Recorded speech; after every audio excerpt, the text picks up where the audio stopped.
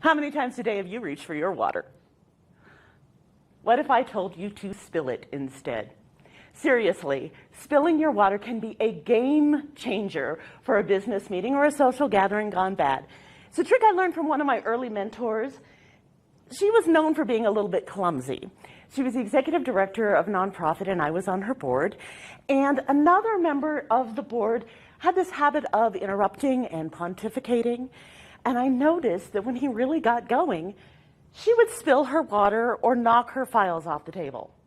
So one day I asked her, what's going on? She confided she was doing it on purpose, but it wasn't about him. It was about her.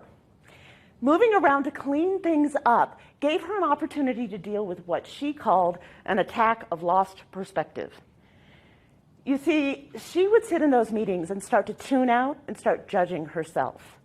And she would start to think that she wasn't as good enough or as experienced enough, and the board members were going to start to realize that maybe she was a fraud.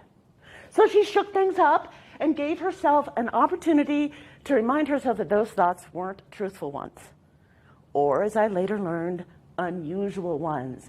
According to the International Journal of Behavioral Science, 70% of the people in the US occasionally have these bouts of lost perspective. There are things you can do about it.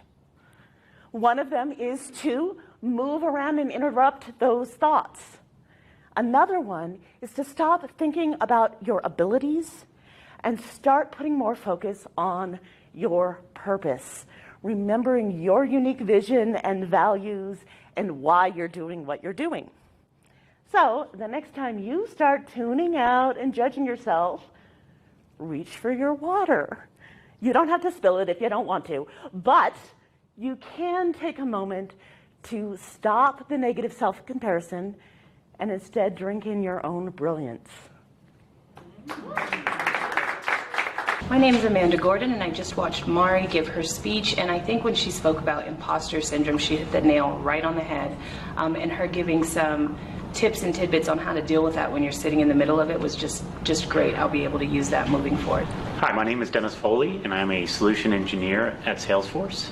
I just finished watching Mari's talk on imposter syndrome, and I really felt how when I'm up selling and talking to people that I can doubt my abilities, and doing so is going to affect my ability to do my job. And so by changing that cycle of getting a drink of water or doing something that distracts me and puts me back in focus, I think is something that I can definitely use with my job on a day-to-day basis. So thank you. Hi, I'm Pam Foley, and I own Art of You Branding and Strategy. And I just heard Mari speak, and learning about the imposter syndrome really made me think. And one thing that I took away when I heard Mari speak was that it's so important to break that cycle. What I was so impressed with was how excited she was to tell us about the imposter syndrome and remind us that everyone deals with it.